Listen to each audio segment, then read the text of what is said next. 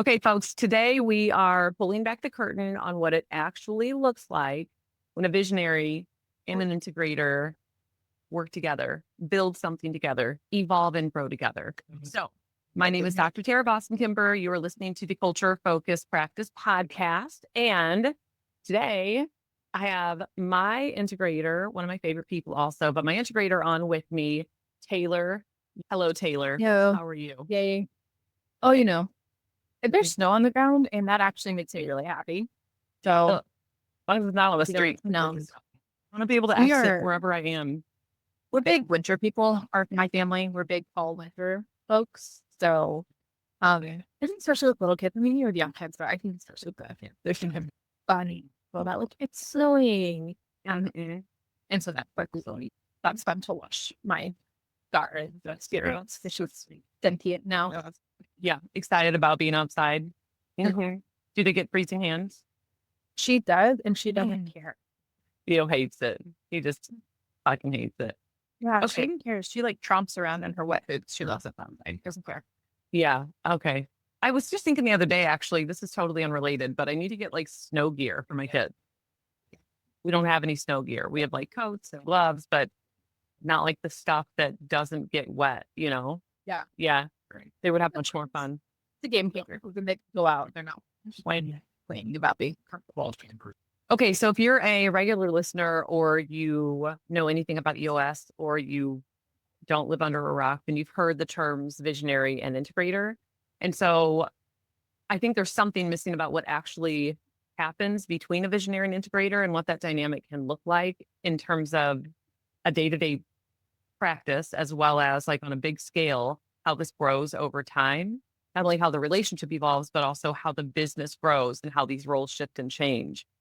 So this is going to be ideally an unfiltered, just honest conversation about that dynamic. This is the first time I'm doing something called a deep dive episode. So Taylor is my first guest doing deep dives. What that means is that I'm going to pepper her with some semi-structured interview questions, and we're not going to do any scenario like I do in the owner's room. We're just going to talk through these questions about the visionary integrator dynamic. So are you ready? Let's do it. Okay, Taylor has been in the trenches of EOS implementation with me. She has been a part of basically everything. So when Taylor started, which was back in 2021, early 2021, like January, I think 21st of 2021, if I'm remembering. Yeah, which is funny. That was, I mean, hot off the heels of COVID, obviously. And we had attempted EOS unsuccessfully. I had attempted it in correct order. Taylor came on as a client liaison, or client care coordinator is the language we use now. In essence, think intake coordinator. I knew right away where I was like, she's great. Like, I think we had conversations very early on about you eventually being in a COO type role. So started as a client liaison or client care coordinator. I think within a few months, you would transition to office manager. Within a few months of that, you transitioned to director of operations. And then from there, it was a couple of years before we both adopted the appropriate language of visionary and integrator. I think that's sort of like in a nutshell, the version of what happened. Yeah. For me, what was difficult is knowing like what I wanted something to look like. This is all the time, actually, like knowing what I think will happen or what I want to happen, but not being there. So it's not happening yet. And then also not being exactly sure like how it's going to look to get there. You know what I'm saying? Yeah. Like, Yeah. when I even remember using the language COO with you initially, because I didn't want to use the word integrator because nobody knew what that was. And we weren't even running on EOS yet. And so in my mind, like you sort of, pretty early on, I think you were always going to be the integrator. Like you were always the one that I had in mind for this. I think I'm interested in like your perspective of that process and how things unfolded.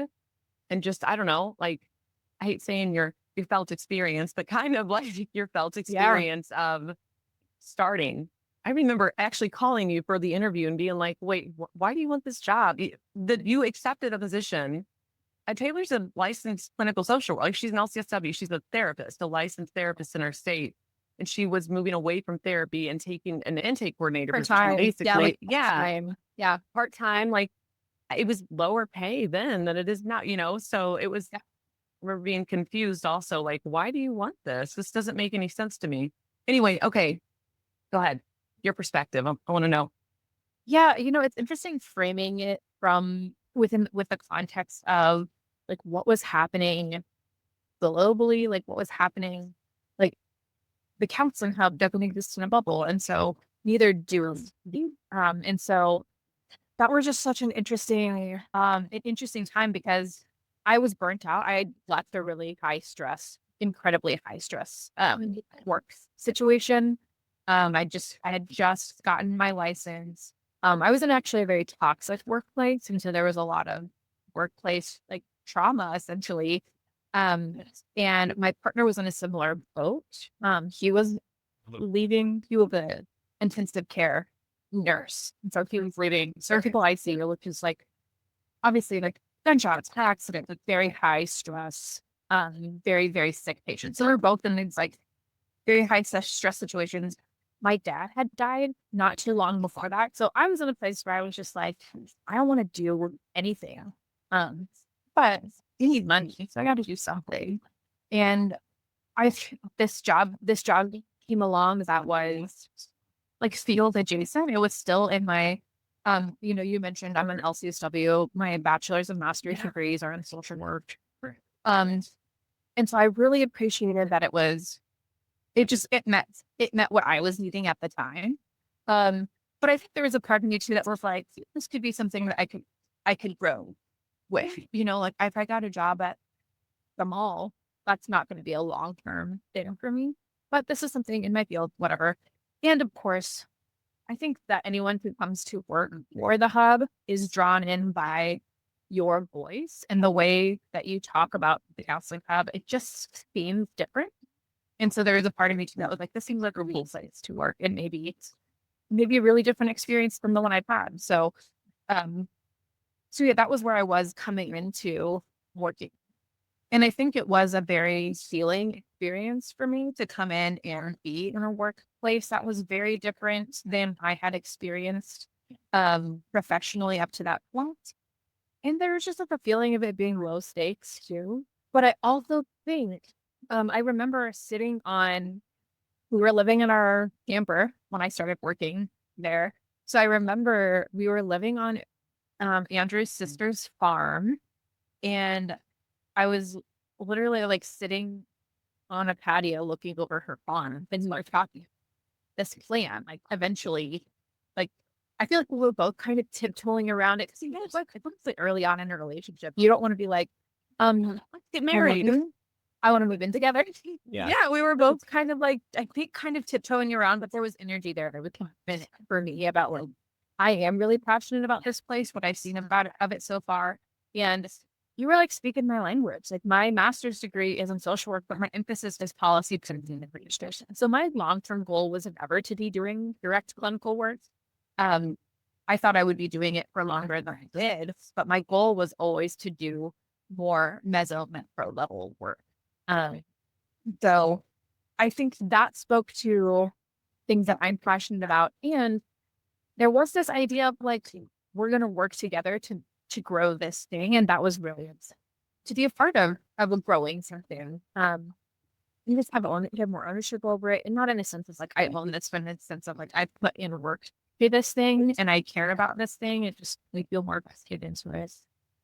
And then it just kind of, I think for the most part, grew really organically from there. Like for me, it felt organic, but there weren't, that's not to say they weren't like stumblers or types of uncertainty, or I think that place between deciding, like, I know where I want to go, but we're not there yet and we're not ready for it yet. Like, that can be really challenging for a lot of us. And I think for me, it brought up like some insecurities about like, is this not happening sooner because, you don't trust me or you don't think I'm ready, or maybe I'm like kind of imposter syndrome type things. And I think on the flip side for you, it's a very vulnerable experience to invite something into this thing that you've created and to kind of start to give over pieces of that letting go process is really. So that's not the case. Wasn't without struggle, but what I really appreciated, I think, throughout was you constantly pushed me and challenged me. I don't like to be pushed, and I don't like to be, drawn out on things at times. I might want to stew. But you drew me out on things throughout that process to help me feel more emboldened to say, hey, I feel like you don't trust me. What's going on? And that created more vulnerability and more transparency and conversations between two of us about where are you at? Where am I at? And where does this thing need to go? Yeah, I think that this is totally a side note, but I absolutely forgot that Andrew was doing the ICU nurse. I like totally forgot about that. What a wild, wild time. Yeah, that would be extremely stressful. I think you said during COVID. I mean, like during yeah. too. Like Yeah. so there was it was just Ooh, traumatizing is how it feels. There's something you said that feels like oh fuck, what was it, Tara? There are different levels of the process too. I think this is a good segue into the next question, but I feel like there's something like hitting on this, the thing that we want. Like there's this, us tiptoeing around something in the beginning, and then also, which does feel fair and accurate, and it is vulnerable to. I think from a visionary perspective, and not visionary at the time, but still, like this thing remains true. Like this, is a constant.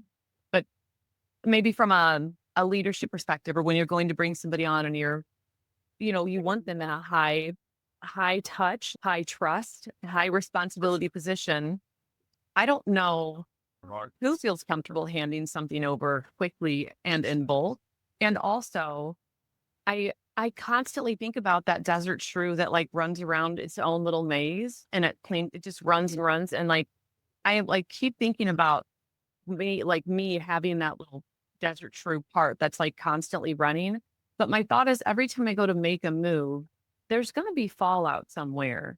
So what's the move that I can make that I feel comfortable with the probable amount of fallout that's going to happen? But you don't know because you haven't been through it. So you're trying to like figure out, okay, this is slightly beyond my comfort zone to pass this thing over. And now let me like run around to see what happened, like as a result. And then, okay, it seems like it's good. Like, all right. And then, there's like another step. And so it's like, even if I know that I want that thing over there, I could, you know, do a fucking degree mill and purchase an MD somewhere and called myself a medical doctor. Sure, like I could do it in a fake way, or I could do it slowly. I'm not going to say methodically because I don't know if it's methodical, intentional, maybe. Yeah. But Yeah. not like outcome wise, more like, okay, I'm intentionally passing over this step. Like there's intentionality in the thing that I'm doing as I'm doing, not in that's the direct pathway to get to the point. It's more like, I don't know. It's constantly like this feeling state where I'm like rotating and feeling like where I can push a little bit. And then it's like sometimes it's here and then sometimes it's over there and sometimes it's up here and it like changes. And it is feeling. It's not even like, I feel like your approach to something like that would be more structured. Like you would be like thoughtful about it, more cerebral maybe. And I don't mean that negative because I like cerebral. No. Yeah. And mine is, that sounds great in theory, but if I went to like apply that and it fell off, I couldn't do it. So it ends up being just pure like feeling pumping based, But I don't know if that makes sense. It does. No, it does. And I think that starts to highlight, kind of the yin and yang of us and of our roles. Yeah. You do tend to be more experiential, and I do tend to be more like, well, let's sit and think about let's make a list. Let's talk about all the steps of like what needs to happen from here to there. Yeah. That does make very helpful. Yeah. Yeah. I mean, same for me. It is very helpful because you're right. There are times where, I might come up with a 10-step process and it doesn't actually make any fucking sense in the real world. Yeah. This is our official first question. What's something about our dynamic that people might assume is smooth, but is actually nice and messy under the hood? Yeah. I love this Um, question. I have no idea what you're going to say. And I don't even know what my own answer is, but I really like this question. well, I actually think it's kind of along the lines of what we're talking about. Like, I think people probably assume, um, particularly between you and I. So there's always like there's like, the onion. So there's like leadership team and there's like leadership decisions, but inside of that there's also VI. There's visionary operator. There's our kind of our decision making or our interactions. And I think that people probably assume that we are of the same mind or we have the same thoughts about things or the same approach. And I think we ultimately end up there 99% of the time. But I think coming like when we approach the table, so to speak, whether that be our issues list or um out of really anything, particularly around problem solving, we're often coming with very different thoughts about how we might approach something or what needs to be done about something. And so quite a bit of our interaction is, I think, it's kind of like a dance. It's us kind of processing, well, what do you think about this? What do you think about this? Here's how I would approach it. And like, oh, I didn't think about it that way. And so I think there is a lot more give and take and a lot more back and forth. Whereas my guess or my thought is that people probably think it's a little bit more Tara directs Taylor and Taylor just does the thing. Oh, yeah. I didn't even think about that. Yeah. Yeah, like not my. No, I think that's legit. I'm think like, about you're saying, and it's like, oh, fuck. Like, I think that that's probably, yeah, you're probably right. I wonder if that is what, I don't know. But anyway, sorry, I cut you off. I'm sorry. Go ahead. No. I think about a former colleague of ours who was a part of our leadership team and then left. They essentially kind of underhandedly referred to me as like a yes man to you. And like that's how they saw our interaction or our relationships. And I wonder sometimes if that's how the team sees the VI relationship as like the integrator is essentially the yes man to the visionary. And that in reality couldn't be further from the truth. I feel like I'm the no man. Mhm. And I feel like that's the role of the integrator in some ways is to be the no man actually. But and this is, I don't know, maybe the beauty or the fault. I guess you could look at it either way. But because we have these structures in place of, our VI page meetings of our leadership team, and that you and I don't walk away from something without it being resolved, essentially, that it seems that way to the team. Like we present a very united front. But I think people don't realize that that's not, we don't start at that place. And that there are times where you want something and I am very much like, no, I don't think we're going to do that. That's not a good idea. Or it's like, I really need to be convinced into it before, I can move forward. Or the same thing, I come in thinking like, I really think this is a good idea. And you're like, I don't know about that. Or like, no, that doesn't make sense. Yeah. So you seem like that's kind of not necessarily new information to you, but No, I don't think I had ever even, this sounds really fucked up to say out loud in the way that I'm saying it, but I don't even mean it this way. I think because that's such not the case. Like the assumption that I fucking forgot that that even happened too, that you were in essence referred to as a yes man, because I've never, ever thought of you as a yes person. Like that's never even been a thought that's crossed my mind or quite frankly, a dynamic I want to have with somebody. Like, I think I have so much respect and trust for you because you are honest with me. And I trust that you will tell me no. Like, that for me is where the trust is that someone can and will push back against me because I'm going to keep pushing. Like, I'm going to be excited. I'm going to push at something. And then I need, like, Steve, my husband, he's going to tell me, like, you're being a fucking idiot if I'm being a fucking idiot, or no, we can't do that. And he's by no means the yes man and also not like a no man, but my point is, I think that's part of what works so well. And why I have so much trust for you in the role is because you tell me no. So the idea, and not you tell me no, but like you will flesh out ideas with me. You will process things with me. You will hold a line. If you're like, I don't think this is a good idea, Tara, like you're not unwilling to hold a boundary. No. I mean, I think my approach oftentimes, I agree. I don't think I ever really flat out tell you no. I think it was maybe one time or two where I said no. I hate this idea. I do That is distinctly not- remember I had a subscription option and you were like, I still hate this idea. Like this is not, yeah. Yeah. But the thing So- is, even with that, like I'm open to being convinced, or ultimately at the end of the day, I do think that there is a line where it's like, this is your business. Like as much trust as you have in me and as much give and take and back and forth as we share, ultimately it's your business. I'm employed. And I don't mean that as like it's yours. I mean that as like, Yeah. I think we talked about this when there was like maybe there's like a HIPAA thing on the line, but it was like, I would think that you are responsible for this. This is ultimately, the buck stops with you.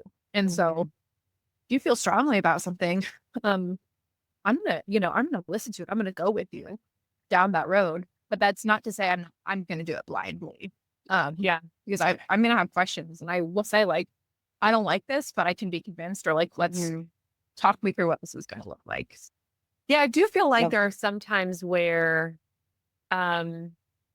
I know that there are moments that just run the gamut of some things you're not convinced about. And I know like where I'm like, yeah, that's gonna happen. And some things you're not convinced about. And if it's inconsequential or like not a big deal, I don't care. And you can just do what you want. And then you can come back and say, yeah, you're right. Or some things where I'm like, I feel like there's some things where it's like, we need to do this thing and you're not convinced and it's a little bit bigger and I still know that we need to do it. And then there's some things where it's like, I think I want to do this thing. And you might say, that's a terrible idea. And then I say, I don't know if I'm just going to defer to you. So, okay. Yeah, that'll just be, it's a terrible idea. I'm just going to defer to you. And it's sort of, so I feel like it's all over the place. Like we span the whole gamut. So I don't mean to. So yeah, this notion of you being a yes man, I'm just shocked. Again, I like totally forgot that they had said that. And it's shocking to me the thought that like, oh God, that couldn't be further from the truth. And again, I don't fucking want a yes man. So not only is that insulting to you, but I think it's also reflective of like, you don't know me. Like you must not know me because I don't want that at all. Yes. And it also makes me think, ultimately, I hope that like the team doesn't feel that way. I think most people don't. I don't think it's that like negative in that negative of a way. Like I don't people think that I'm just a yes man, but I do wonder if people think that things are maybe a little bit more unilateral than they are, or that like I mean that more in the sense of less about like my role in it and more in the sense of like there's a lot of development and back and forth that occurs before we reach like a decision point or before we feel like, okay, yeah, this is how we're going to do it.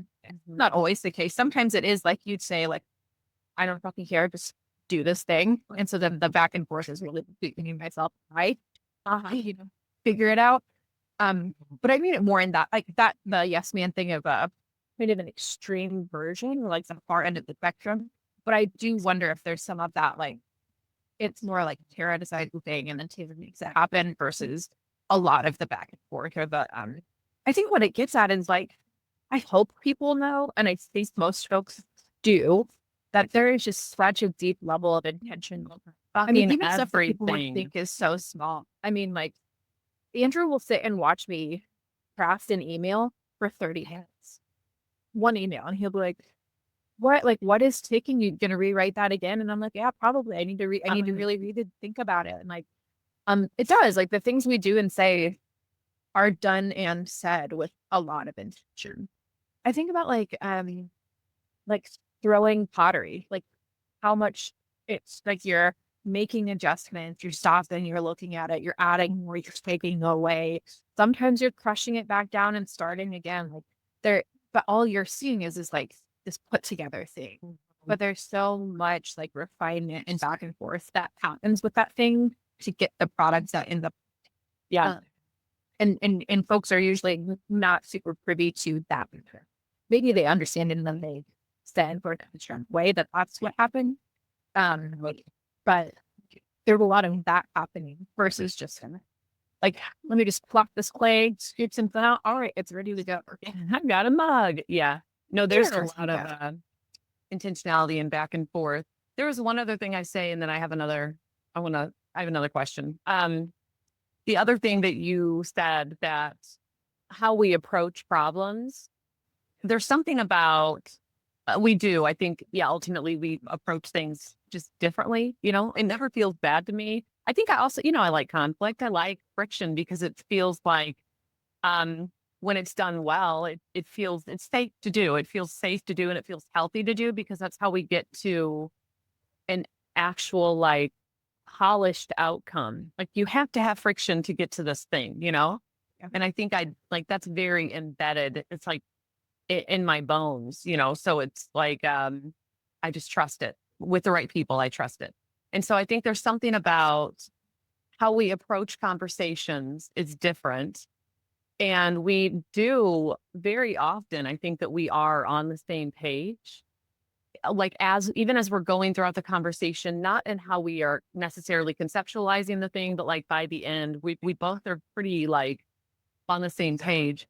I sometimes wonder if that's because not only the let's say the core values are clear, but like we've been doing leadership together for so long that it's like the leadership ethos. I think about like like a leadership manifesto, or like the way that we do leadership, the values that we're sort of like, what shit is important to me. What's important to me for the team to experience. Like, I know that and I know that I think it's also important to you. Like, I think that there's a lot of overlap with our values ultimately with regard to leadership, and of course also the counseling help with the practice too.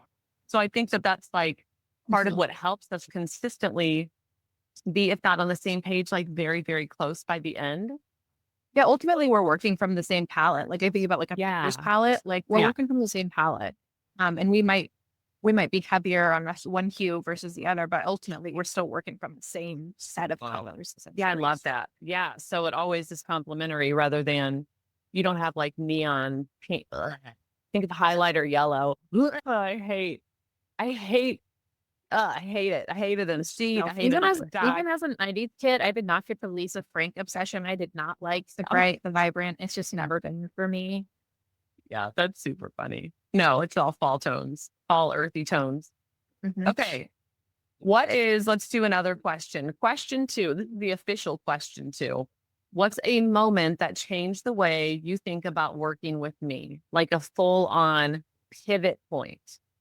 I already think I've said this before. So just for anybody listening, I did let Taylor see the questions in advance, not to give her enough time to think about the answers for the record, but just to see them.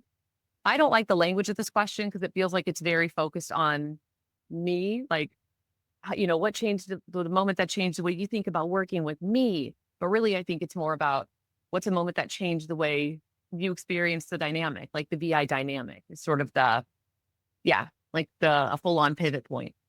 That's funny because I think it's both a moment and also a series of moments over time. So I think it was a period of us both being transparent and us both being on the same page about where this thing was going in terms of like our relationship. Especially as our titles were changing and our roles were kind of shifting, but being maybe not clear on the nitty gritty, but like clear on like this is like where we're headed. And so like I have 2 moments in mind. One moment which is reflective of the string of moments, I think. But I remember we went for a walk. We were at the Jeff City location and we went for a walk together. And I don't remember honestly a single thing that we talked about. I have no memory of like what we were actually discussing. I don't either, but I remember the walk. Yeah. And we ended up on this like cool like field. We were like looking at those. I remember really enjoying looking at the trees. I feel like I might have been pregnant at the time, but I don't. I could be wrong. There's a lot of our relationship that I've been pregnant. Yeah. But I remember essentially the the sense of the memory is, it kind of felt like, almost like testing out, like, what do you think about this? Like you coming to me and what do you think about this? Like I genuinely want your thoughts and what you might do about this thing. It almost kind of felt like a trial run for like an integrator type decision making. So there's that. And then the other like moment, and again, I don't remember the specifics around it. So it's funny. Um, I tend to be more intellectual and more cerebral, but memory for me is more just an emotion rather than a recollection of facts. Andrew and I get into a lot of arguments because I don't remember what was said or done, but I remember what I know how you can we tell. feel. Yeah. Yeah. So there was some sort of like emotional thing in getting in the way for me for between us. And you just like called it out. You were like, there's something here emotionally. I want to talk through it. And that was very uncomfortable. I feel like I'm outing myself as like, I probably am not going to continue to, like, I would not have continued to do political work because maybe I'm not very good at it because I'm really uncomfortable with emotions and like discussing emotions. So maybe it's a good thing I didn't end up being a therapist for very long. But what for me, it was this process of you kind of like leading me by the hand in a gentle but firm way of like, there's something here. We're going to talk about it. And I know you don't want to talk about it, but it's actually really important that we talk about it. And what that communicated to me essentially was it's like trust and safety. It's like it's okay that this thing exists. And actually, like, I expect that this thing exists. And let's just deal with it and talk about it. And then we can move on. And so it's not just this thing that's getting in the way or weighing us down. And so I think in a lot of ways that what it kind of modeled this dynamic of being real people together and not shying away from difficult conversations, but also not coming at it like you say, like you love conflict. And I don't think that for everyone that might resonate. Like maybe people will think like I love conflict, like I'm really aggressive and I want to fight it out, and like that's not actually it. It's not actually not at all. Yeah, that's fair. Thanks for saying that because that's not. I don't No, need it. that's It's not like a war. I'm not like It's not like an aggressive. no. Go ahead. I'm sorry. I'm cutting. But it is. But it's. I think it is more about like that tension and that friction, as you said. Things happen. Like emotions come into play. And that is part of the dynamic. That's part of what's happening. And so anyway, creating this space that acknowledges that this is a part of it and that we can work through it together and that it's normal and expected. One, I think healed a lot of like the workplace trauma I had been through because that was not like it was not safe or okay to like have emotions. Yeah. And also it was not acknowledged when others were having emotions that were impacting things. And then you were like gaslit or feeling, all of that. And so it like healed a lot of that. And it also like, set up this dynamic where honestly, like I can say, no, terrible, that's a terrible idea. We're not going to do this. And I don't have to worry. I don't have to worry about like, now she can be pissed off at me and she's going to fire me or she's not going to trust me with decisions anymore. And in fact, you welcome, that kind of pushback or give and take is welcomed in that and very rich part of the development of whatever we're working on. Yeah. Like, again, I don't remember what I was feeling emo about. I don't remember what I was feeling emo about, but I remember you were like, okay, let's talk about it. And now it's like, now I approach problems and I'll straight up say like, I feel really grumpy about this, or I'm having a really strong reaction to this. And it's just a piece of data that's really useful. And I mean, sometimes you'll even say like, I'm feeling this way about this thing.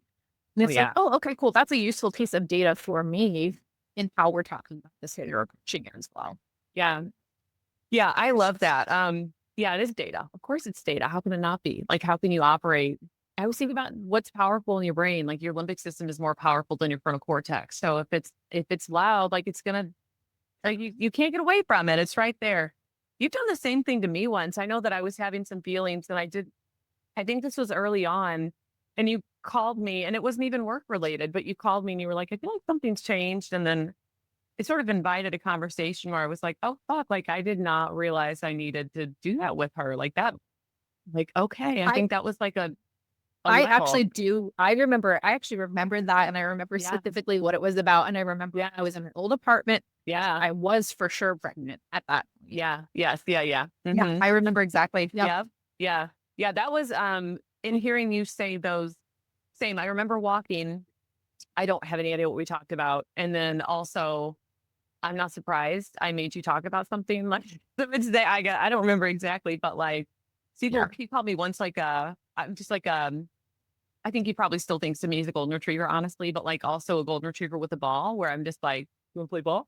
You want to play ball? You want to play ball? You want to play ball? Here's the ball. Here you go. You want to play ball? Like I'm not like pushy. I'm not like biting you to throw the ball, but like you're gonna throw the ball for me. Like you're gonna No, throw you're it. not Okay. aggressive, but you're insistent.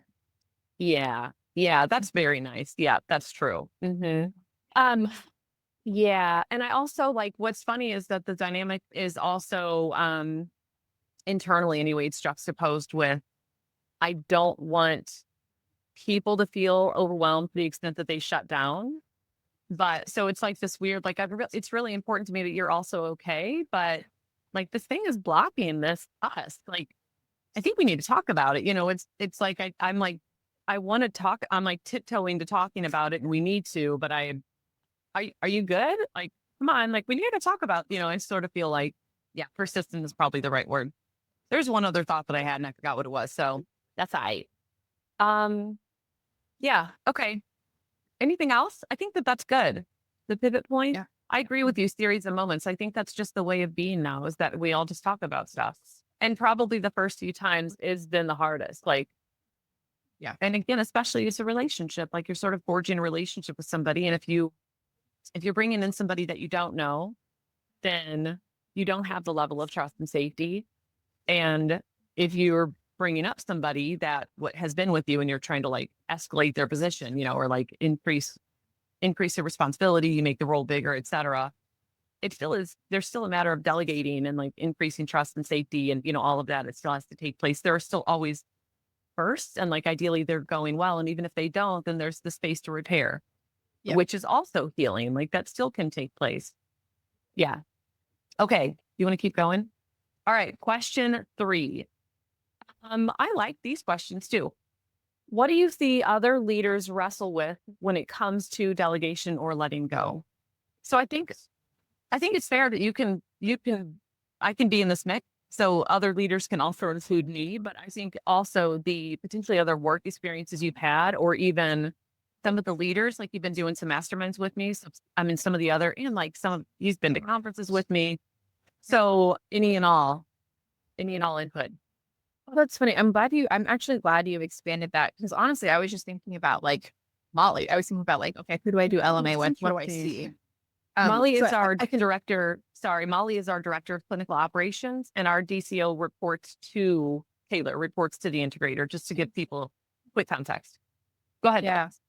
So I'll give kind of some of the examples that are coming to mind. So um, uh, I think for Molly, where I'd seen like struggle in like delegating or giving up is it's almost about like it goes back to the wrestling I think that you and I have done about like what is the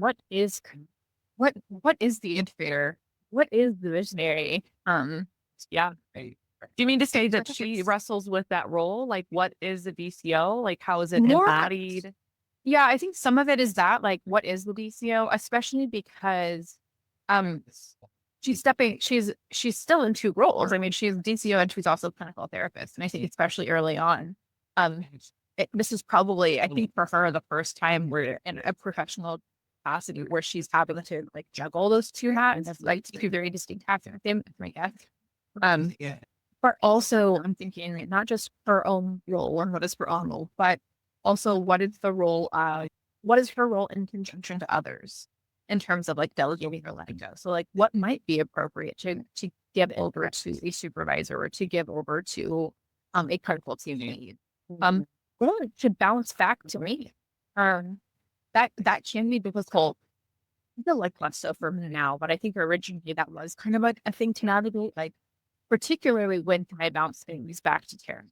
When can I say like, I actually think you need to do this. So that's one thing. I think it's particularly when you're stepping into roles, if that role is that role, navigating where do I exist in this role and what's appropriate, or even like maybe it's appropriate for me to delegate or pass this thing over, but maybe I don't feel confident in that person's ability to do that thing.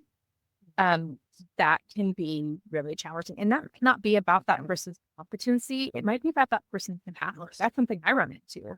We just had this conversation last week. That's something was being bounced into my role, and I was reluctant about it because I ultimately it was going to be more formal and it's about all the shit that Molly has on her plate right now. So ultimately, I do think, and so then taking in what I've seen with the mastermind groups or what I've heard from other leaders, I really do think a lot of it does boil down to accountability chart and being really rooted or not in what is this person's role? What are their responsibilities? Who owns this thing? And then also the caveat that is kind of newer to us. I'm thinking about like when we're setting company rocks and like maybe one person owns this, but there's a lot of people doing the work. Really being able to integrate the idea or connect with the idea that this thing might be this person's responsibility. So it might be your responsibility to do a thing, but ultimately you can't be all of our hands and feet getting that thing done. And so kind of holding this tension between ultimately I'm responsible for this thing, the buck stops with me, to use that phrase. But I need a lot of skills on these things. And so that might be maybe from a just conceptual standpoint, that might be hard for some people to integrate into their like how they operate. This idea of like, I can delegate a thing, but it still can be mine. I think that actually is a fantastic segue to the next question, which is how do you know when something is mine to fix versus yours to absorb? And I think that this, in my mind, this is like, there's a couple of ways of looking at this. Of course, there's how do you know when something is mine as visionary to fix versus yours as integrator to absorb? But I think even at a higher level, broadly speaking, like how would a leader know what's mine versus somebody else's? Getting back to kind of like, it feels like that's the start of the last point of what you were making. Like, where do I exist in time and space and in relation to these other things surrounding me, as we're all part of this larger system. So how do I fit? What's mine?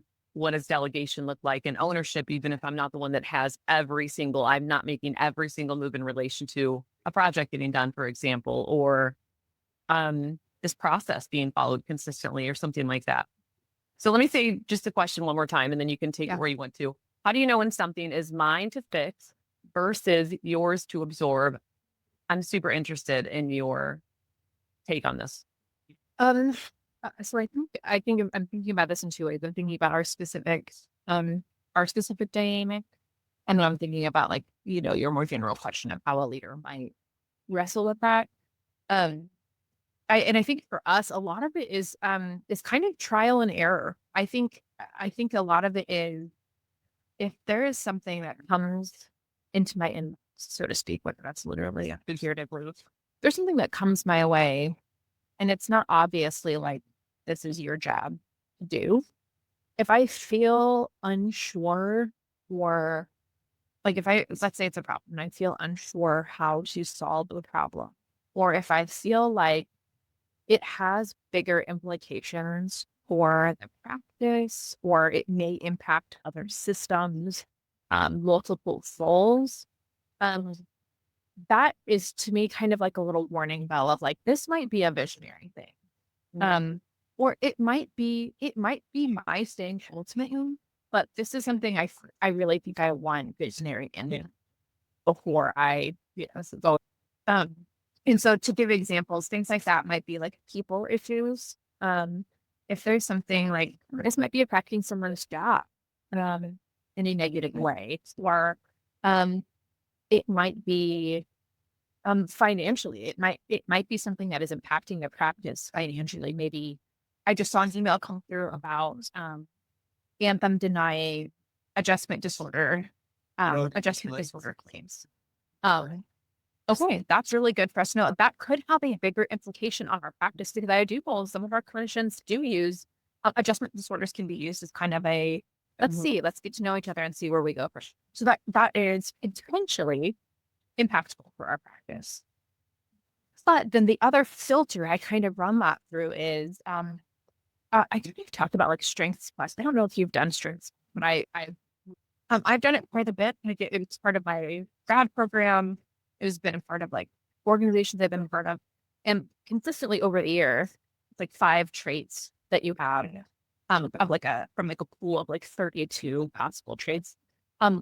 Consistently over the years that I've taken it, context has been one of my strengths. Leaning context, context. Yeah. Okay. Context is really important to me, and it really informs how I make the decision. And so I think that's why I can be kind of long-winded in answering questions, because my immediate thought is like, oh, it depends on the situation. It depends on. And so for me, for going to use that Anthem thing, or maybe I reach out to you and say, hey, this is a problem. I'm going to reach out to my billing specialist and see, hey, do you know about this? What kind of impact do you foresee this having?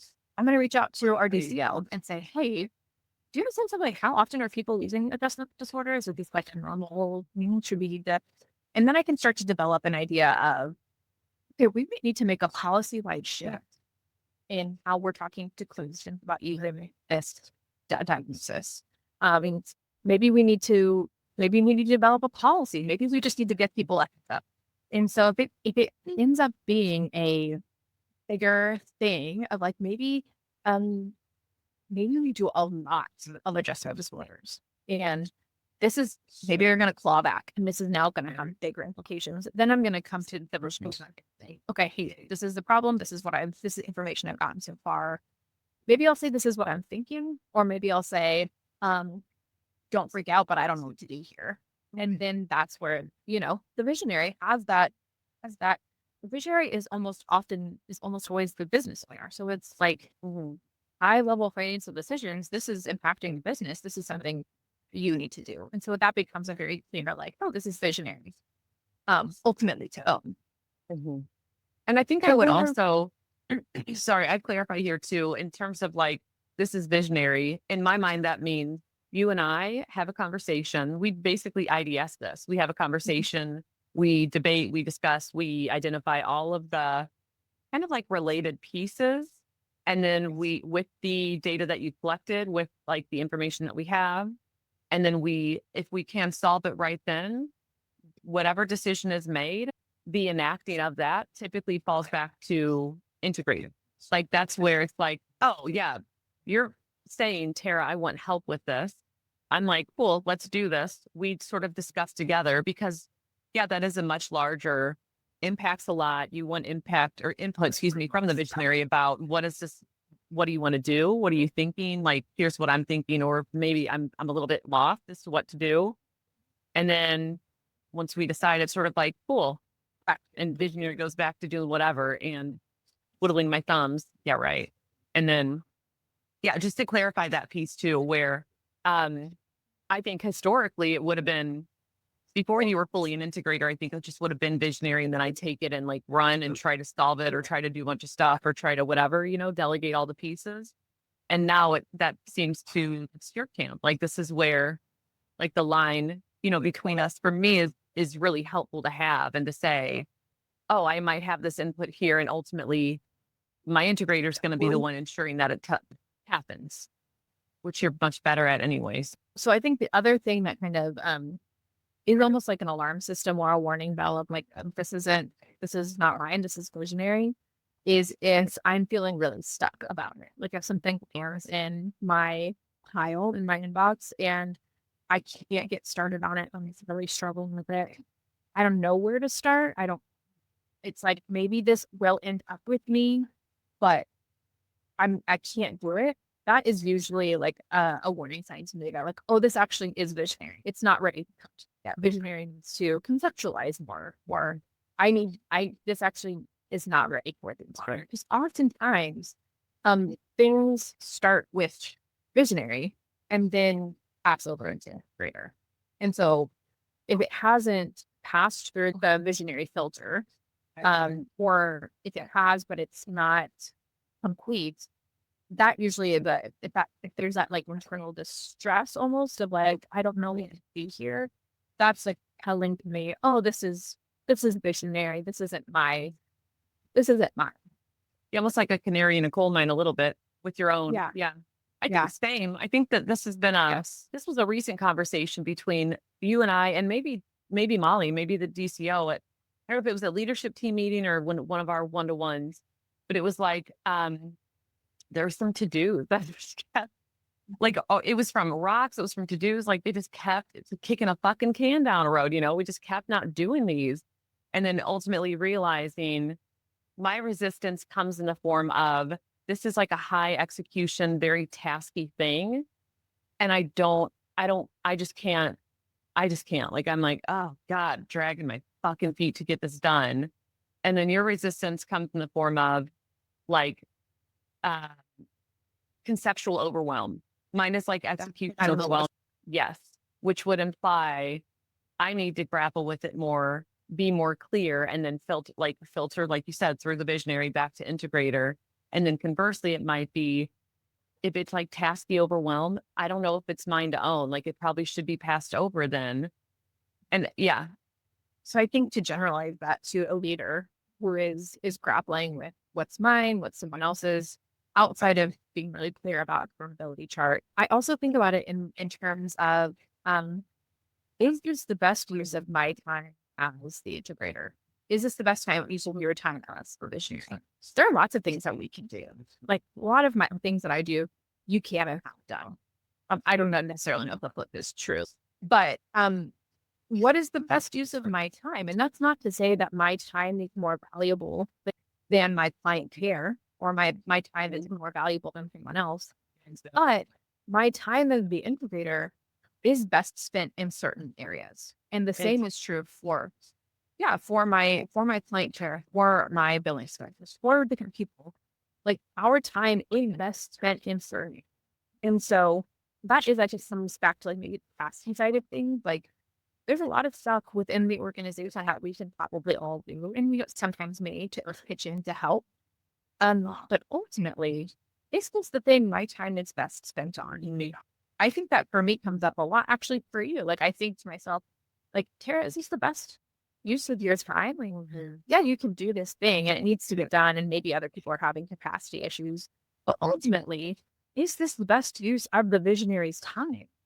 Know that it is. Your time is best spent doing visionary stuff, is best spent doing conceptualizing and big picture stuff and grappling with like, we're going to put in a new start. Where do we even start? Where do we want this to look? Not developing a policy. That's not the best use of your time. yeah. Ironically, And it's going to take take you me forever. exactly. Yep. It's I going don't to want to take you do it. I don't 5 want to do times it as all. long. Yeah. And same for me. Maybe I could get there. Like I said, I don't know, but maybe I could get there. It's not going to be great. It's going to be slapped together with duct tape. And God. but it's ultimately not the best use of our time. Yeah. Yeah. And I think too, there's always something about like visionary leadership that feels self-indulgent to me. That's totally, it's just, this is a me thing. Maybe it's a lot of people thing, but I know for sure this isn't like, I don't think that that's a global phenomenon for leaders. I think that is, it's an internal experience. And so I think there's something about like, well, why do I get to spend time doing what I love? And ultimately I have to like think about it as my responsibility is to be visionary. Like it has to come from a more like grounded, like it's not just me running around like I like doing butterfly things, but like I have responsibilities and a responsibility to the larger group and to the people who I work closely with to make the best use of my time as possible. And so it's less about me and how I want to spend my time, although of course that's a sort of a factor. And it's more about what is the best use of a visionary's time? Like, how should this be spent? So I feel like when I have that question, I almost have to remove myself from the equation. Like, I have to remove Tara from the equation because for Tara, it feels self indulgent. But if I look at it like a visionary and I see it outside of myself, it's like, oh, yeah, why are you doing this? Like, that doesn't make it. Don't write a policy. Like, stop. Grapple, sure. Like, figure out how it lives or maybe like conceptualize this thing and like flick it over to the right place. Like, you need this out of your hands. Yeah. Okay. I'm gonna keep going unless you have more. Yeah. Okay, let's go a little bit more practical. So we're gonna shift into a couple of practical questions. What is one rhythm or meeting that has been game changing for us? Same page training. No question. Interesting. Not Elton. No question. Same page. No, same page. Got it. I guess us would be visionary integrator. So same page. Yeah. Yeah. This talk a little bit might about be why- selfish. Yeah, this might be selfish, but I think the same page, the VI same page meeting is the single most important meeting in our practice. Yeah. Because when we added in a regular, like weekly minimum an hour, I feel like that started to take us to the next level because a lot of what we talk about or wrestle with is maybe more on the conceptual side of things and not best done in L10. But before we had this regular meeting, these things would either sit on IDS list in L10 and we would avoid talking about it because it was big and we didn't take up the time. Or because often with L10, there is more time sensitive, like, hey, these are things the practice is facing. We need to address these. And so these more bigger picture conceptual things got pushed to the back. And maybe you would address a couple of them that are quarterly or our annuals.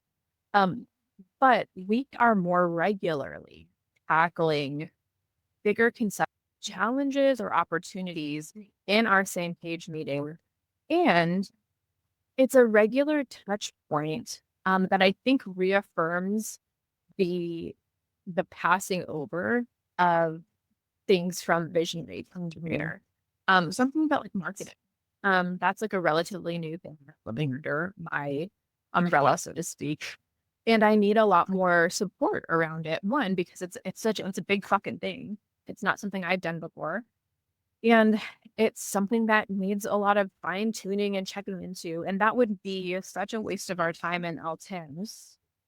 But it's like a safety net. It's a landing spot for us to. There are some weeks where, no, I feel really good about marketing where it's at. I don't need a name, but I'm just giving you a headline. But there are some weeks where it's like, this thing is here and I don't know what to do with it, or I'm not sure where to go with it. And so we can get clear on that. Yes. Clarify too that the marketing is less about it's marketing oversight of all of the moving parts. So a Taylor she's not on social media doing marketing. She's ensuring that everything is done on time in essence. So she's the one like coordinating all of the efforts and ensuring execution of them. Just to like, I wanted to say that out loud where it's more like practice level oversight of marketing. Yeah. And alignment with vision that, you and I stay connected about this, but ultimately you're saying, okay, this is happening. Yeah. Yeah. And so it's exactly that. It's really where the mixing between the two rules occurs. And without that, I think there were more stumbling blocks or more points of like, just like stuck points of like, this would sit in my lap and I would really wrestle with it, really struggle to get started, or a to-do would sit in your lap and you would update it and you do other stuff because ultimately that's not your to-do, it's mine. And so that I think is just really useful. And I think too, it allows us to maybe refine things that ultimately will go back to L10 or that will go to other meetings. But again, shitting on the same page, it allows us to refine, clarify, and be clear about either where we go from here or what the true nature of the issue is. So then it goes back to the letting go. Like you can let go of it, or I can be really clear about like, all right, I'm going to pass this over. Like this is actually Molly. It's like, I'm going to give this to Molly and Molly is going to deal with it. We're on again, same page. We're on the same page about it. Yeah, that's fair. I don't think I had even really thought about it. I love L10. I love like I do too. I don't love meetings, period, but I think our L10s and our VI meetings, our same page meetings are great. Like they're great. They're focused, they're purposeful, they're intentional, they're very, very clear. I don't think I realized. I think that you're right in what you're saying. It's like as I'm hearing you say this about the VI meeting, the same page meetings, I don't think I realized the extent to which they would impact how things feel, like between us, but also in terms of you being able to move on things faster and me being able to move on things faster. And like there's more clarity just all around. There's more clarity and it's cleaner too for L10 meetings. It's cleaner for your one-to-ones with Molly. And so with our DCO, I just, it's funny because they seem so like natural.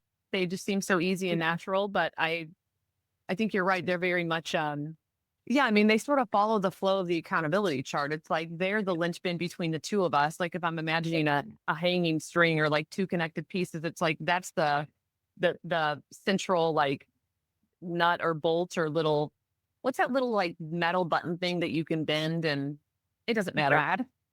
Yeah, maybe they're that thing that keeps us together. And then there's another Brad, if that's what I guess that's what it's called. I don't have any idea. Divot, dovet, rivet. It doesn't matter. We'll call it rivet. A rivet could be. Maybe it's the rivet was the thing. Well, the That's rivet the is like thing. the hole. It's like the metal. It's just like a hole. Yeah, it's Yeah, that rivet. thing. The rivet between us. It's the same page meeting, and then the rivet between underneath the integrator and between DCO, which also kind of connects me because I'm up there too. That's our Elton meeting. It's like, duh. These are the points at which we all stay connected. Yeah. Well, I think about before, like having a dedicated weekly meeting, that's relatively new for us. Before that, we were doing biweekly. And then before that, it was, one of us was pregnant or on mat leave. So like that, is a whole fucking thing. Mhm. And so this is really the first time where we have met weekly with regularity for a considerable amount of time. And I'll say, like, before we were doing that, I would often feel like I felt disconnected from you. I felt like we weren't meeting enough. But it always felt like the time that we had, it was like stolen time. Like, I need more. It's not enough because it wasn't enough. Because there is such a, like, if I'm like, you're looking at the accountability chart, it's like the line between visionary and integrator is like really thick. It's like a thick line. There's a lot of connection. It needs to be a lot of connection. It needs to be a really robust, substantial connection between two roles. And so I think it just has that. It also, the thing I'll add, and then we can move on. It doesn't embolden me necessarily, but it helps me to feel really clear then when I am making decisions or like being the kind of filtration that things don't go back up to you. I feel really confident in saying like, we're not going to do this thing, or like, I'm just going to handle this. And I'll give you an FYI, I'll say, hey, this thing happened. But it really gives me more of that space to step more fully into the integrator and take care of things, that wouldn't usually end up on your plate, but really don't need to. Yeah, I so appreciate that. I think that's probably one of the best. I don't want to know if it's not, if it's handled, if it's okay. Maybe an FYI, but like, I won't get sucked into problems. It's hard for me once I'm like in it. It's hard for me to back out without it being resolved, which is great in some ways because it kind of forces us to work through things. And then it's not great in other ways because I'm going to get sucked into something that could be handled by others, like could be handled effectively and probably with more consistency by somebody else, Yeah, I think you might do it then differently than I would do it, but ultimately, and it actually likely it will. I am going to approach things differently than you would, but ultimately they're going to end up in the same general area if they are clear about the vision and about where we're going and about how we operate. Yeah. What were you going to say? I was going to say there was one other thought that I had. The VI meeting. I think that I was starting to reflect. I don't know if I want to go here, but I think that I was starting to reflect on what has changed about the same page meetings between the two of us.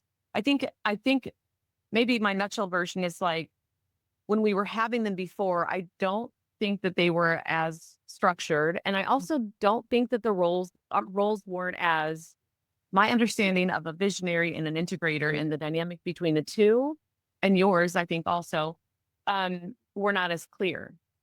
Like it's such an obvious, like I, I feel so much more clear on what this looks like now compared to a year and a half ago, a year ago. It's like, oh, that's what this is like. Like, this is how they work together. And so then it makes the VI same page meetings really obvious, like really purposeful and really obvious. And so, yeah, I just think that's something about that too, which is like I don't think they worked before because it sort of felt like, what I don't, it's hard to do something that I don't feel really grounded and clear in.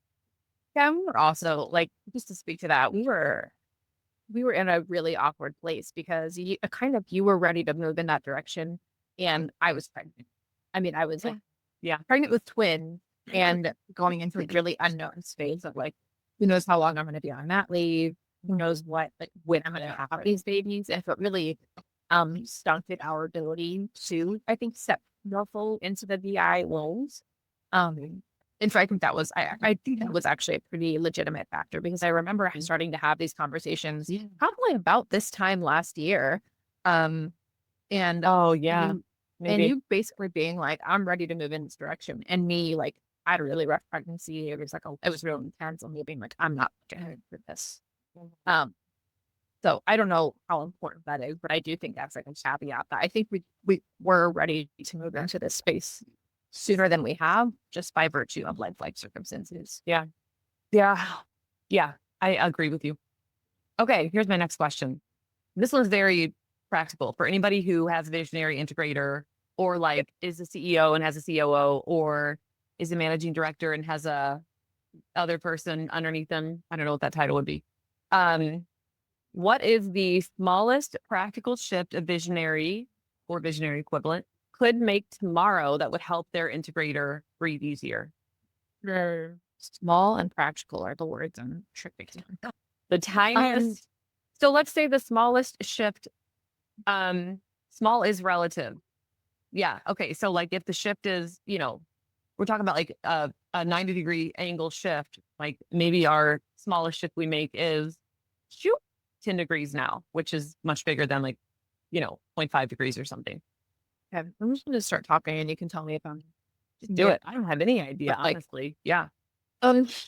So if the things I'm thinking through are like, and again, this is like small, but like clear definition of the role, like being clear about what is a visionary and what if you are not clear about that, that is the single most important thing you can do. Or if you are, like, invite your integrator to invite them to push back or like take charge with that. Like they're give them permission, give them space, give them whatever to be able to say, I see you're doing this thing. I actually think it's mine, or I'm going to take a stab at this thing. So maybe practically that looks like if your integrator is coming to you with a question, flip it back on your integrator and say, what would you do about this? Because that's what you did. That's how we started to move in that direction. I would bring a problem and you would say, I want to hear what your thoughts are. And that would really, and then 9 times out of 10, you'd be like, yep, sounds good. And so that really conditioned me to like, one, think about how am I thinking about this? And then gave me the confidence, or like both of us, I think the confidence. They like, yeah, okay, that works. That's either how I would do it or close enough that is what we want. So then maybe a more practical or other small thing is clean up your own to-do list as the visionary. Jeez, man. Yeah. Yeah. Like clean it up. If there's stuff on there that doesn't belong to you, get that shit off of your to-do list because ultimately you are keeping me stuck. Like you're keeping me stuck, or if it's not me, you're keeping my DCO stuff, or you're keeping some other person stuck. And so you need thoughtful gatekeep almost yourself. Gatekeep what goes on your to-do list. And I'd say maybe, Tara, this is something that you could do better about, or we could do better about, like, is this really Tara's to-do time? Or this is something I think we've started doing more, which is maybe this isn't a to-do. And maybe it's not something that needs to get done. So maybe it goes on Tara's project list. Because if it just sits on your to-do list, so it's like, if there's something on your to-do list, it really be sure it needs to be there. And be realistic. Like if it's not going to get done in 2 weeks, then that either needs to go to someone else or it needs to be broken up into smaller pieces, or maybe it doesn't actually need to be done right now. Yeah, I think there's something about one thing I will say that I did not anticipate. I don't know if I anticipate much actually, but like I did not realize the extent to which my to-do items would be changed more into like low key, like small projects. I even what it seems like, I created an interpretation guide for, oh no, I created a community marketing guidelines. Where it was like I sort of thought about like, okay, what does this look like? How do we do? What blah, blah, blah, all this stuff related to it. And we made a change to it. This is just an example. And I think this was actually in our BI. It was in our same page meeting. And the to do was update, like I need to add this section into the guidelines because I was the one conceptualizing it. So it made sense to me that I wanted to flesh it out and then be able to pass it over. Yeah. And I went to go do this and it took me hours because the whole guidelines had been created with something specific in mind. And so then now there's this re-grappling process with, this one to-do item is a multi-hour endeavor. And that is a small example. What's more common now is that these to-dos that I've been, the ones even that feel accurate that I should own are taking me multiple hours to do.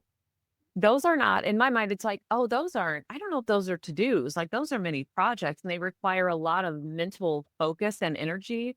A to-do is me needing to update something in our HR system because of the access settings. A to-do, like sending an email about this, like those are to-do items, And so I think there is this, that has just been a change that I haven't anticipated where it's like, holy moly, like these are small projects, which means my schedule needs to be more free so that I can actually spend time working on them.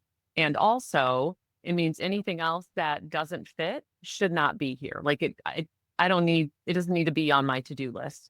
I will say this is probably years ago. I think there was one day or maybe, I don't know, it's been a little while. I was just fucking burnt out. I was tired. I think I was starting to get resentful and I looked at my to-do list and I was just like, I don't want to do any of this. And I started thinking, why do I have so much shit here? Like this should go here and this should go here and this should go here. And then I just took stuff and then I just I think I emailed to-dos to people to get rid of them. And that probably kicked off for me, I think, some of the start of trying to be more intentional with to-dos, but it's hard. Like, yeah, it is still hard. Yeah, because there's still stuff that needs to get done. Like there's still stuff that needs to get done.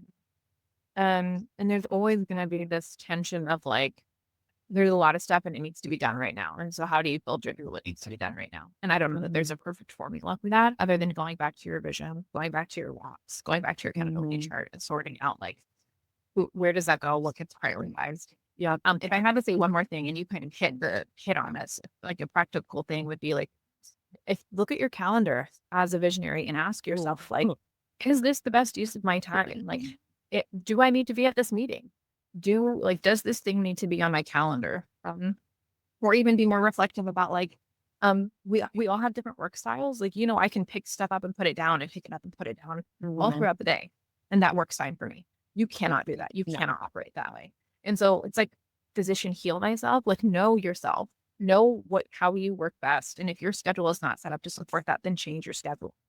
This is a conversation we've had with our DCO. Like, this is not how you best work. So you need to change your schedule. And that might not be something that can happen overnight, but you can start making moves and you can put a deadline for yourself. By the end of the year, I'm going to shift my schedule so that I'm only seeing clients on Tuesdays. I don't see clients any of it. This is for our DCO, but or I'm only going to schedule meetings on Tuesdays. And that can be a hard line.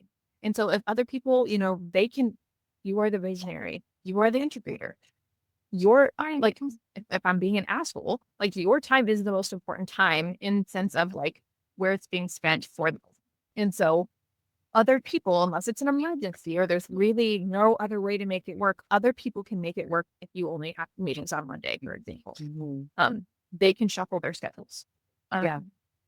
My ops team, for example, if I need a meeting to change, if I say I'm only going to do meetings on this day, my ops team can move its numbers around so that my meeting day is that day within reason, obviously. But that's another practical, maybe not small in the sense of it might take a while to get there, but that is a practical and really important thing that goes back to how is your time being best spent? If you're visionary and you're spending time in all these meetings, that's taking you away from true visionary work, which is likely holding your integrator up from being able to do their work. 9 times out of 10, the visionary is the bottleneck. That's what happened with us. You were the bottleneck. You were doing Always. too much in too many different directions. And I'm thinking back to like some of the masterminds I've been a part of, and I'm hearing like, you're doing way too fucking much. Like you're supervising, you're directly overseeing 8 different people. That's too many.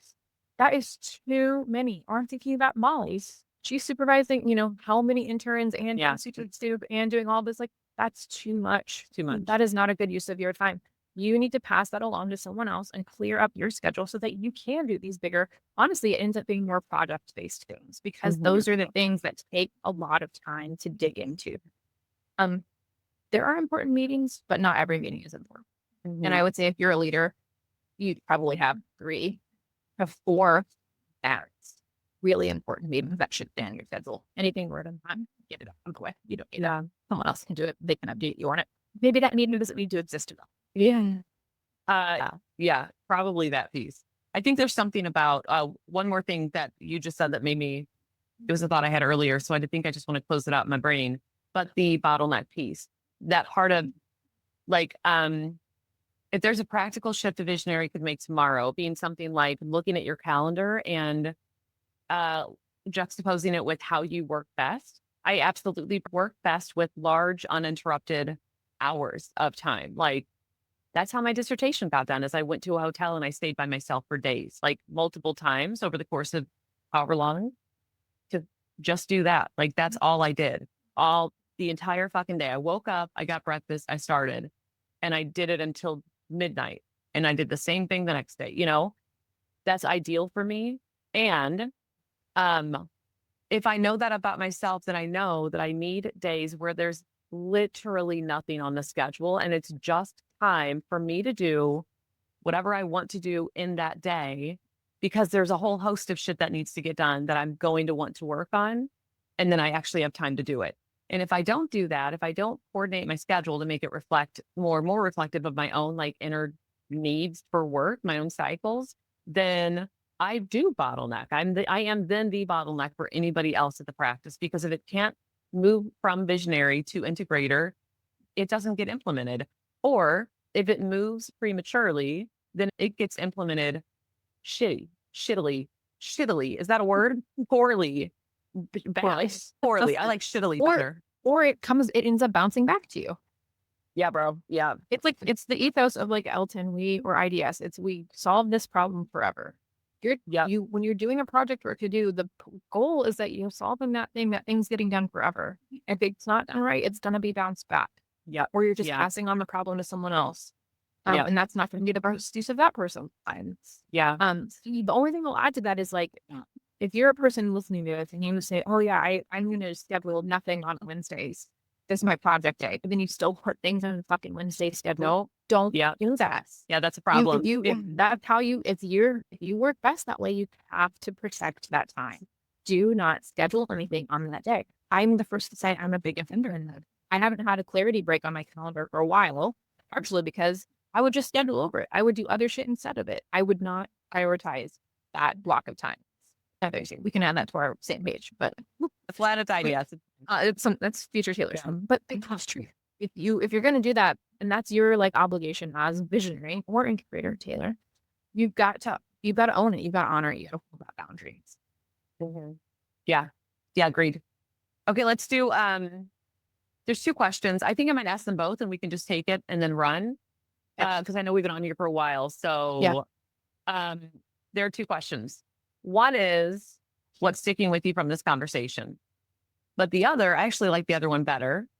is if someone's afraid to have these kinds of conversations with their integrator or their boss, what would you say? I feel like this is scary. I feel like this should be a normal. We're just It should be. talking. Yeah, it should be. But it kind of goes back to what I was saying earlier with sometimes you had to push me or you had to like tug me along because maybe I did feel comfortable having this level of transparent and direct conversation.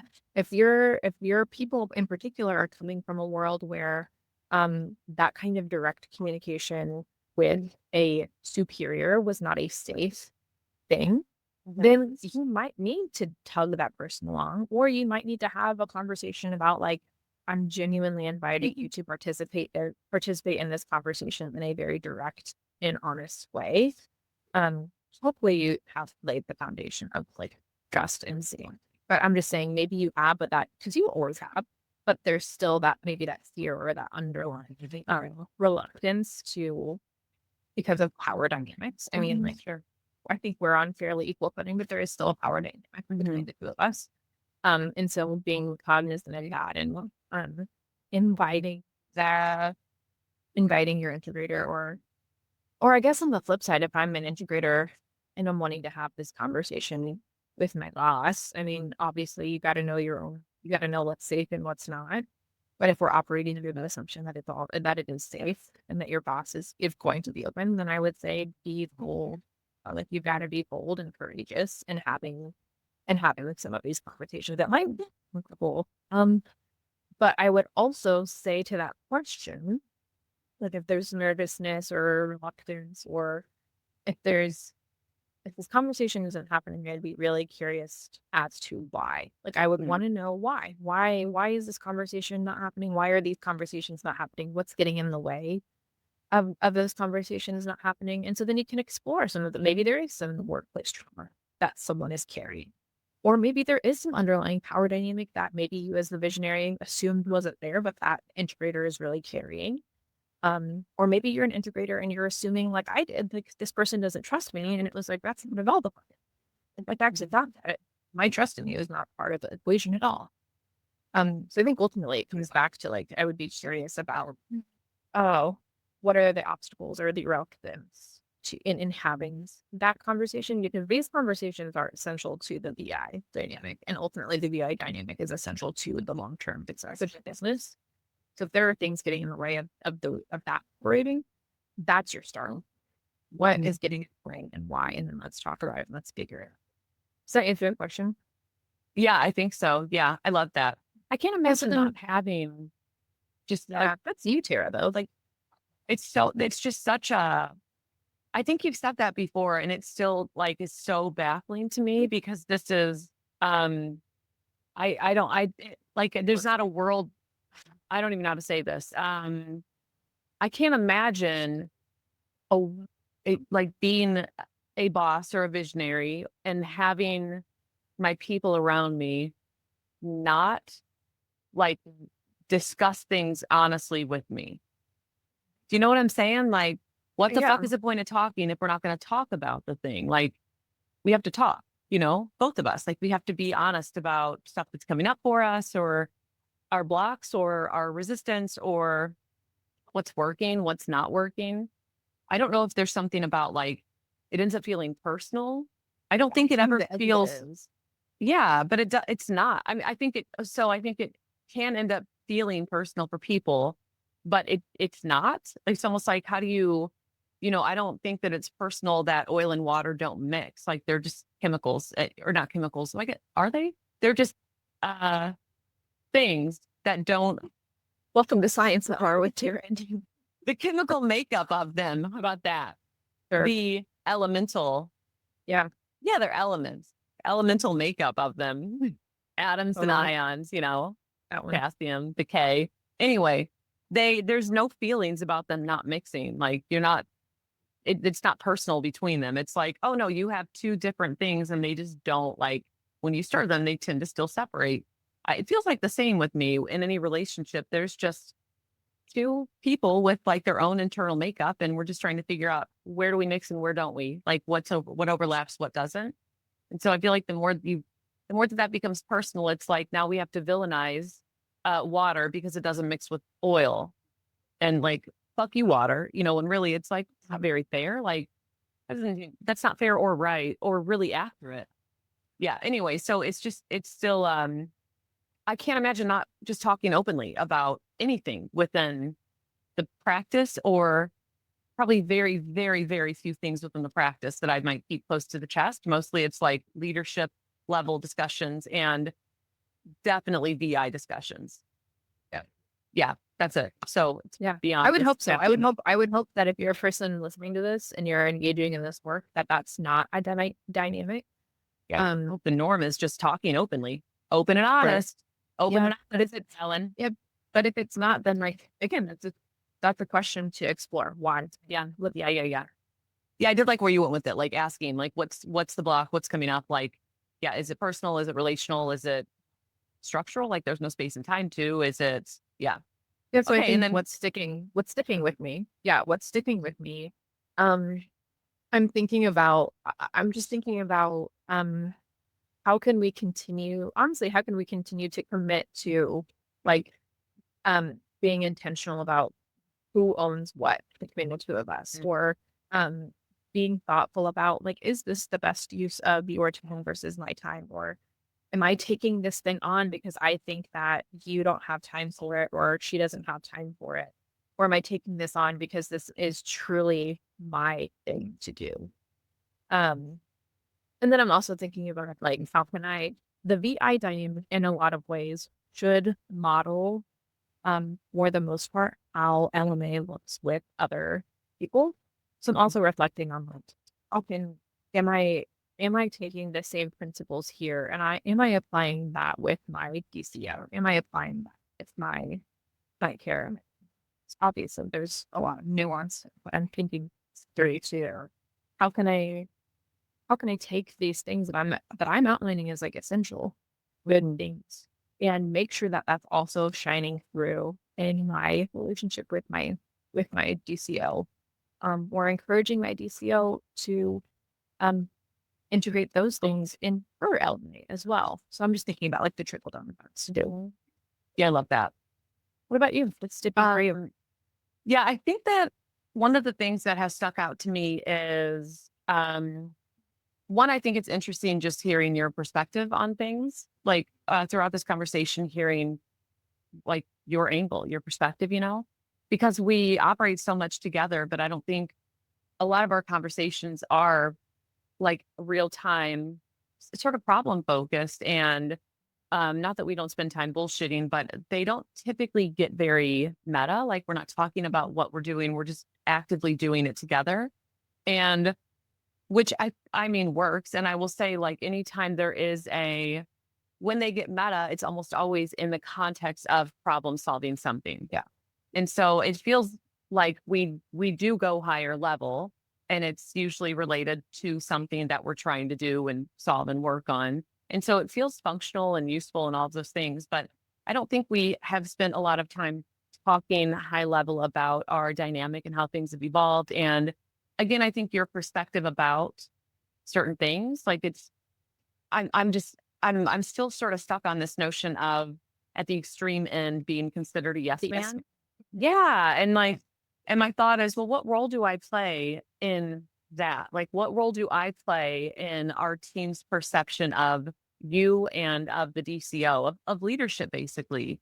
How do I talk about, how do I talk or write or whatever about the two of you in such a way? And if we have ultimately, well, I think we'll have three or maybe four, depending on, I don't think depending, I think just when we continue scaling and growing, we'll have more people on leadership.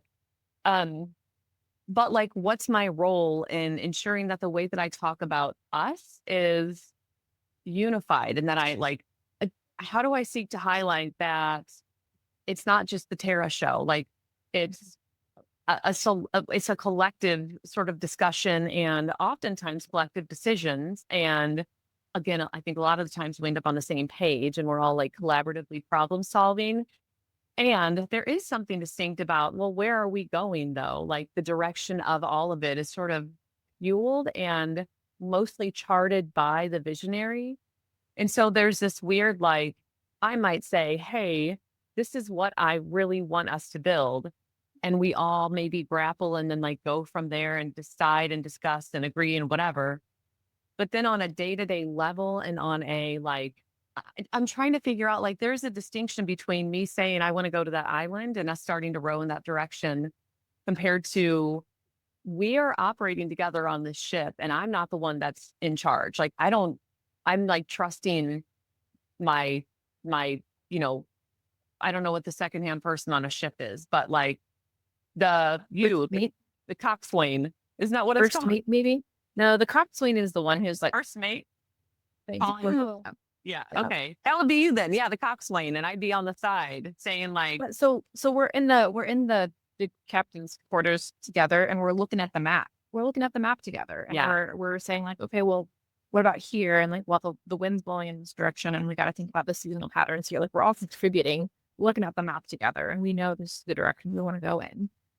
yeah, But we're all bringing different things to the table, adding that into the decision making about how we might encounter things along the way, or maybe we need yeah, to make a detour on the way to this ultimate destination. yeah. And so it feels like even if I'm the one, so hypothetically, before anybody even gets on the boat, I say, this is where we're going. Like this is where we're going. So if you want to Yeah. come on, then come on, you know. Yeah. But once you're on, like the input is now, it's not just me telling people what to do. I feel like I tell very few people what to do, which is my preference, honestly. Like Yeah. I don't want to do that, you know?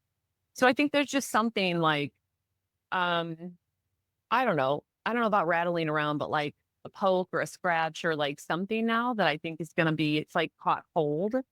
That I'm curious about. I'm curious the team's perception. Yeah. I'm curious about like how I talk about it and the assumptions people make or and also if it's like, no, most people see you and Molly as their boss, you know? And it's like, Yeah.